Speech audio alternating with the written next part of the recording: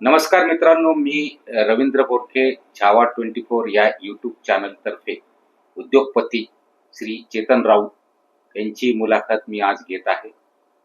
मागच्या वर्षी ते मसिया या इंडस्ट्रियल असोसिएशनचे अध्यक्ष होते. आत्ताच त्यांचा कार्यकाळ संपला.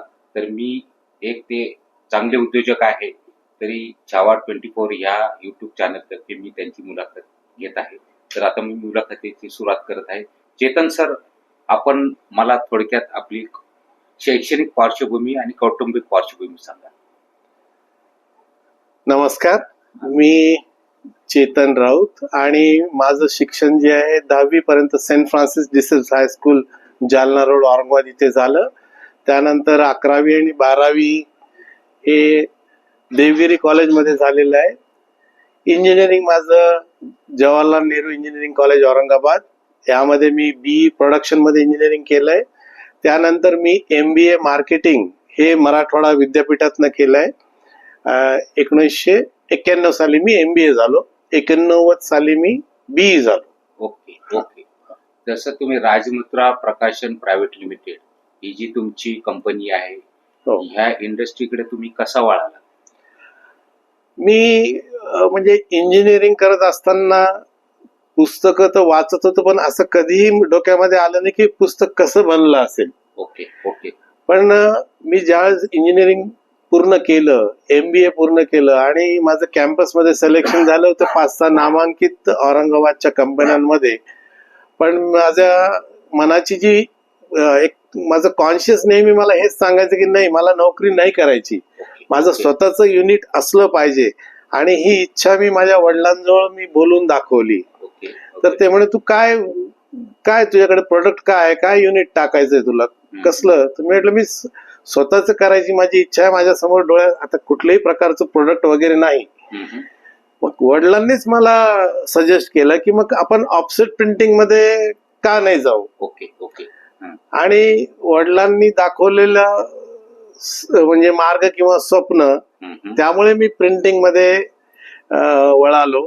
आणि वडिलांचा पण जो हेतू होता, कारण ते फार मोठे नामांकित कवी आणि मराठी याच्यामधले लिटरेचर मधले फार मोठं नाव असल्या कारणाने ते मोठ्या मोठ्या प्रेस मुंबई, पुणे, हैदराबाद इथे ते बघत आलेले असल्या कारणाने त्यांना असं वाटलं की आपण ऑफसेट का नाही टाकावं यांनी. त्यामुळे त्यांच्यामुळे मी त्या प्रिंटिंग आणि पॅकेजिंग इंडस्ट्रीमध्ये वळालो. या क्षेत्रात यस. तुम्ही साधारण एक सुरुवात कधी केली? मी 91 साली ही सुरुवात केली आहे. जागा घेणे, प्लॉट शोधणे, आणि हे मी MBA केल्यानंतर मी हे सगळं बघायला लागलो. यामध्ये मग सगळं आम्ही जागा शोधली, मग कुठले मशीन्स घेतले पाहिजे. आणि मग चिकलठाणा MIDC मध्ये आज जिथे आपण बसलेलो आहोत, ही जागा आम्ही फायनल केली 91 साली. या फायनान्शियल पोझिशन खूप काही चांगली नव्हती. त्या कारणाने ही ताब्यात घेण्यासाठी आम्हाला जवळजवळ 1.5 वर्ष लागलं. कारण दर 2-3 महिन्याला MIDC ला पत्र द्यावं लागत असे की बाबा मी पुढच्या महिन्यात पैसे भरतो. असं करून करत 1.5 वर्ष मला ही जागा ताब्यात घेण्यात उशीर लागला. आणि मग हळूहळू याचं बांधकाम आणि हे तर 1994 साली आमचं हे युनिट सुरू झालं. ज्यावेळेस आता हे तुमचा युनिट सुरू झाल्यानंतर सुरुवातीच्या काळात तुम्हाला अशा कुठल्या अडचणी आल्या कारखाना रन करताना? सुरुवात केली त्यावेळेस कुठल्याही प्रकारचं म्हणजे आमचे वडील एज्युकेशन फील्ड मध्ये होते. आम्हाला बिझनेस किंवा इंडस्ट्री असलं कुठलाही काय म्हणू आपण त्याला, वारसा म्हणू किंवा असं कुठलाही अनुभव घरामध्ये असं कोणीही नव्हतं, बिलकुलच नव्हती. आणि आसपासचे जे रिलेटिव्ह होते किंवा नातेक होते मधली जी लोक, त्यांचीही कोणाची अशी इंडस्ट्रीज नव्हती की जिथून आपल्याला काही मार्गदर्शन किंवा काही असं प्रोत्साहन मिळू शकेल. पण वडील आमचे एक असे होते की ती स्वप्न नेहमीच मोठे दाखवायची, मोठे बघण्याची त्यांनी सवय लावली.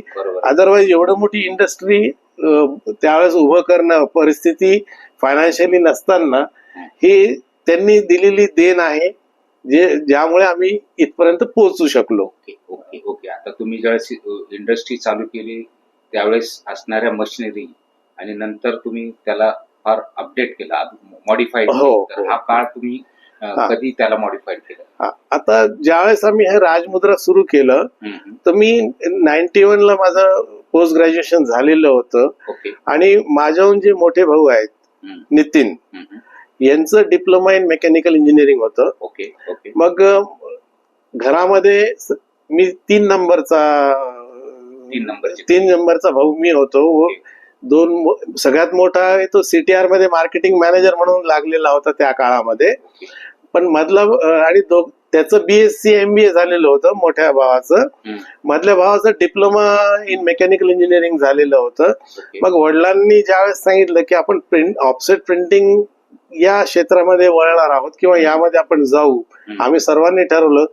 तर मधल्या भावाला त्यांनी डिप्लोमा असल्या कारणाने BE प्रिंटिंग केलं पाहिजे, कारण घरातला एक मनुष्य किंवा एक हँड, आपला एक तज्ञ टेक्निकल हँड असला पाहिजे.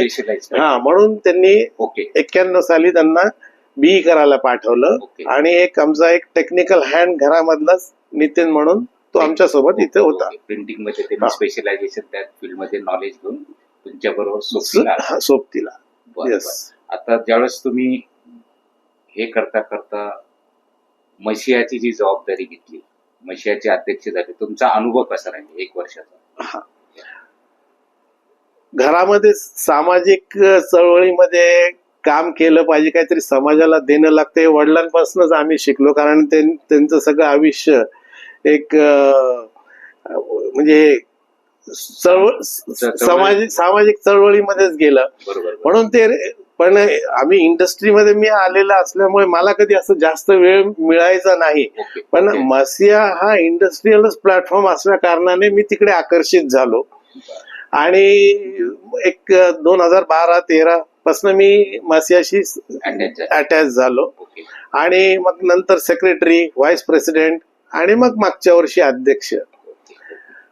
आता जे नवीन उद्योजक आहेत, जे उद्योजक होऊ इच्छितात, तुम्ही त्यांना काय सल्ला द्याल किंवा मार्गदर्शन करा? आज छत्रपती संभाजीनगरचं जे चित्र आम्हाला दिसतं, जे मी 90 साली जे बघतो आणि त्याचं आज 2025 साली जे मी बघतो, तर चित्र हे अतिशय खूप चांगलं झालेलं आहे. आणि भविष्य खूप चांगलं आहे आपल्या संभाजीनगरचं. उद्योजक होण्यासाठी पूरक असं वातावरण निर्माण झालेलं आहे. कारण ऑरिक मध्ये हे जे मोठे मोठे इंडस्ट्रीज येत आहेत, तर माझं उद्योजकांना हेच म्हणणं राहील की ही संधी आहे, या संधीचा आपण उपयोग केला पाहिजे. हार्डवर्क करायला लागेल, धावपळ करावं लागेल. जी काही क्वालिटी प्रोडक्ट या मोठ्या मोठ्या इंडस्ट्रीजला लागणार आहे ती तयार करायची आपली कॅपॅसिटी केली पाहिजे, वाढवली पाहिजे. तर यामध्ये उत्तम संधी आहे असं मला वाटतं. आता तुम्ही या क्षेत्रामध्ये पत्रकार परिषद घेतली, त्याबद्दल थोडीशी माहिती द्या. मासिया हे दर 3 वर्षांनी एक एक्झिबिशन भरवत असतं, इंडस्ट्रीयल एक्झिबिशन. आणि हे महाराष्ट्रामधलं 3 नंबरचं एक्झिबिशन हे उद्योगाच्या क्षेत्रामध्ये संबंधित आहे. तर यामध्ये आम्ही सगळ्या ज्या इंडस्ट्रीज आहेत त्यांचे प्रोडक्ट्स, ते स्टॉल्स तिथे लावतात. आणि आपली जी क्वालिटी आहे की प्रोडक्ट्स आम्ही काय करू शकतो, म्हणजे मराठवाडा किंवा संभाजीनगर यांना आम्ही तो प्लॅटफॉर्म निर्माण करून देतो. आता आमचा जो एक्झिबिशन 2026 मध्ये आहे, त्यामध्ये जवळजवळ 1000 स्टॉल्स आणि 58 एकर जागेवर हा एवढा पसरलेला एक्झिबिशन असणार आहे. यामध्ये इंटरनॅशनल, नॅशनल लेवलची इंडस्ट्रीज आपले प्रोडक्ट्स तिथे डिस्प्ले करणार आहेत. आणि एक्झिबिशन घेण्याचा जो हेतू आहे ते इथल्या सामान्य माणसाला, सामान्य मुलाला जो उद्योजक होऊ इच्छितो, यांना सहजपणे ते प्रोडक्ट्स आणि त्या इंडस्ट्रीशी संबंध आला पाहिजे, या हेतूने आम्ही तो करतो. 2023 मध्ये जो एक्झिबिशन झालं ऑरिक मध्ये, तर जवळजवळ 630 स्टॉल्स होते आणि 2 लाख फुटफॉल होता. म्हणजे व्हिजिटर्सनी तिथे आपला प्रेझेन्स नोंदवला होता. आणि जवळजवळ 1500 करोडचा इन्क्वायरीज जनरेट झाल्या होत्या. आणि ज्या लोकांनी स्टॉल्स 2023 ला लावले होते ते सर्वचे सर्व परत येण्यासाठी या जानेवारी 26 मध्ये उत्सुक आहेत आणि त्यांनी ऑलरेडी बुकिंग आमची केलेली आहे. तर ते म्हणजे इंडस्ट्रीमध्ये एक चांगलं पोषक असं वातावरण आहे. म्हणजे नवीन न्यू कमर साठी तर म्हणजे ज्यांना हो. नवीन उद्योजक येऊ इच्छितात, जसं आता ऑरिक सिटी आहे तुमच्या बिल्डिंगला, आता मोठा जो टोयॅटोचा प्लांट होतोय, हो, म्हणजे ह्या गोष्टी म्हणजे तरुणांसाठी पोषक वातावरण. पोषक वातावरण आहे. ओके, तर धन्यवाद चेतन सर, तुम्ही विस्तृत अशी आम्हाला माहिती दिली, त्याबद्दल आम्ही छावा 24 या युट्यूब चॅनल तर्फे आपले आभारी आहोत. नासा तुमच्या क्षेत्रामध्ये उत्कर्ष होत राहो अशी आम्ही आमच्यातर्फे सदिच्छा व्यक्त करतो आणि इथं थांबतो. थँक्यू.